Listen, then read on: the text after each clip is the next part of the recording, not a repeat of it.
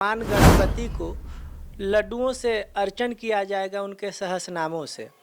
उसके बाद देवताओं का आवाहन, स्थापन और पूजन किया जाएगा। 27 तारीख से के सवेरे भगवती का, त्रिपुरा सुंदरी का आवाहन, स्थापन, पूजन होगा। श्री यंत्र की प्राण प्रतिष्ठा होगी, श्री यंत्र का शोधन होगा, तत्व शोधन होगा। ये लगभग 5 दिनों का जो महायज्ञ होने वाला है, बाबा आपने पहला दिन दूसरा दिन का कार्यक्रम बताया, क्या 28 तारीख को भी सेम इसी तरह से? नहीं, ये चलेगा 27, 28, 29 तारीख के रात में जी। उसमें विशेष पूजा होता है। उस पूजा में वो बड़ी गोपनीय पूजा है, उसको बताया नहीं जा सकता है।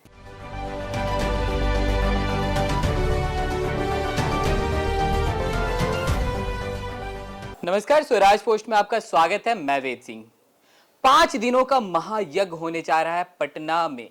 जी हाँ, मैं बता दूं, आप तिथि नोट कर लीजिएगा। 26, 27, 28, 29 और 30 ऐसा महायज्ञ पहली बार पटना में आयोजन किया जा रहा है। अभी हमारे साथ मौजूद हैं अभिषेक ब्रह्मचारी जी। उनसे हम पूरी जानकारी लेंगे कि पहला दिन क्या कार्यक्रम होगा, दूसरे दिन क्या कार्यक्रम होगा और हर दिन की जानकारी अब हम इनसे लेंगे। पहले तो बाबा आपका स्वागत है हमारे चैनल। जी धन्यवाद।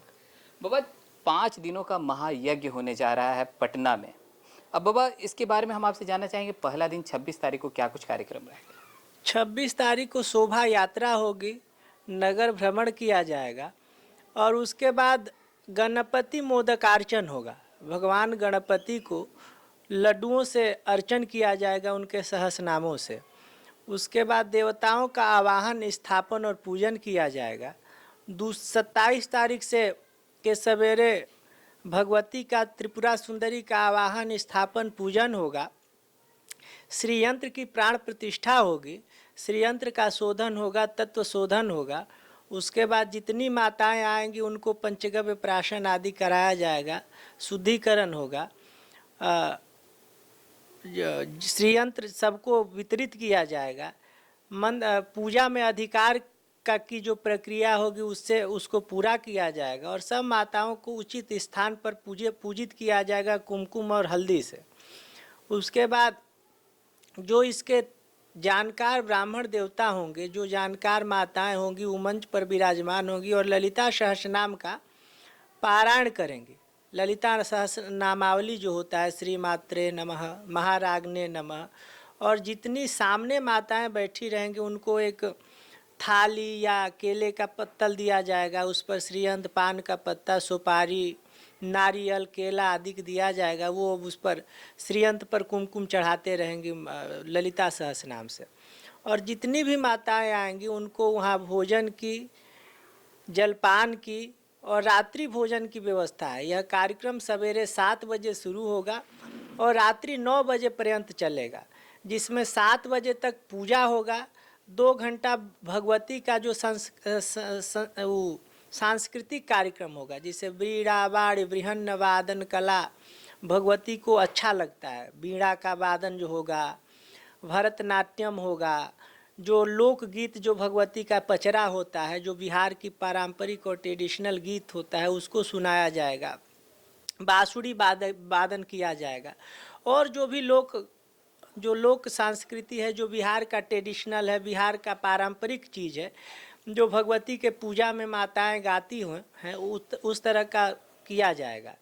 जब रात में 9 बजे के बाद ही हम लोग को, कुछ लोग मानते हैं, कुछ लोग 11 बजे के बाद से रात्रि में महापूजा शुरू होगा। महायाग क्रमाराध्या महाभैरव पूजिता, जो महानिशा पूजा होता है, तंत्र पूजा होता है, उसके जानकार जो दक्षिण भारत से और काशी से ब्राह्मण देवता आएंगे, जो इसके परंपरा को जानते हैं, श्री विद्या के क्रम को जानते हैं, रात्रि में पूजा करेंगे। उन लोगों को लगता है 1 घंटा तो 1.5 घंटा पूजा की तैयारी करेंगे, सब चीज़ों को एकत्रित करेंगे।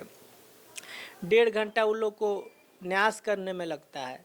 1 घंटा वो 11 पात्र की स्थापना, मंत्र और वो सब बनाया जाता है, चक्र बनाया जाता है, चक्र की पूजा होती है। उस पर पात्रा साधु नववर्धनी कलश होता है, शंख स्थापित होगा है, विशेष अर्घ पात्र स्थापित होता है, फिर आत्म पात्र, शुद्धि पात्र, गुरु पात्र, शक्ति पात्र, ऐसे करके 11 पात्र बैठाया जाता है। ये होने के उपरांत विशेष अर्घ को तैयार किया जाता है, जिसमें दूध, मैंने विविध प्रकार की औषधि होती है, उसको बताया नहीं जा सकता है। उसके बाद देवी की 64 प्रकार से पूजा होती है। उसके बाद पहले हो जाता है चतुष देवता, सूर्य का, विष्णु का, शिव का और गणपति का।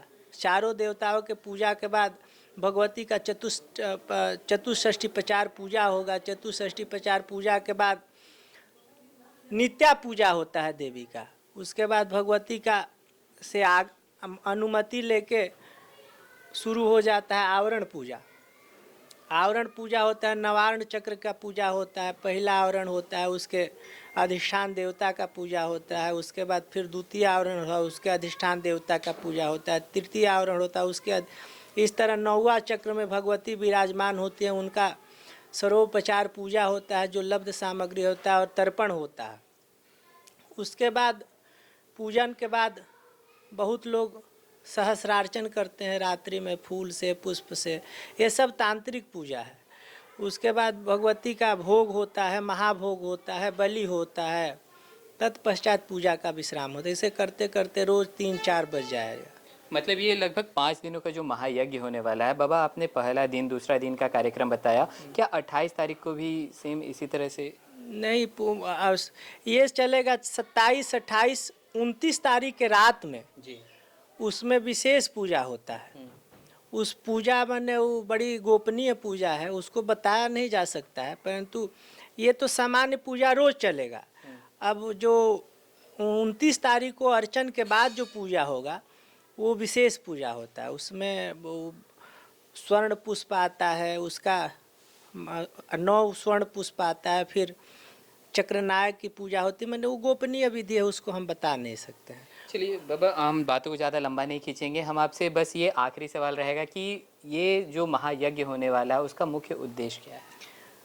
सबकर मत खगनाय केहा करिय राम पद पंकज नेहा। साधु का उद्देश्य विश्व कल्याण के होता है। तो विश्व कल्याण हेतु हम लोग ये करते हैं, भारत सशक्त हो, विश्व गुरु हो, देश में भारत की प्रतिष्ठा विश्व में ऐसी हो कि जो में अपना भारत हो जिसके पीछे संसार चला। इस भावना से हम लोग इस महाशक्ति के चरणारविंद का अनुसरण करने का प्रयास कर रहे हैं। चलिए, बहुत बहुत धन्यवाद। तो जैसा कि आप सुन रहे थे, हमारे साथ मौजूद थे अभिषेक ब्रह्मचारी जी। इन्होंने साफ तौर पर बताया कि 5 दिनों का महायज्ञ होने जा रहा है पटना में। हम और हमारी स्वराज पोस्ट की पूरी टीम आपसे आग्रह करेगी कि आप ज़रूर जहाँ पे यज्ञ हो रहा है वहाँ पे अपनी उपस्थिति दर्ज कराएं और यज्ञ सफल बनाएं। तो चलिए, और भी ऐसे तमाम खबरों का सिलसिला इसी प्रकार बना रहेगा स्वराज पोस्ट पे। अपनी प्रतिक्रिया को हमारे कमेंट बॉक्स में ज़रूर साझा करें। धन्यवाद।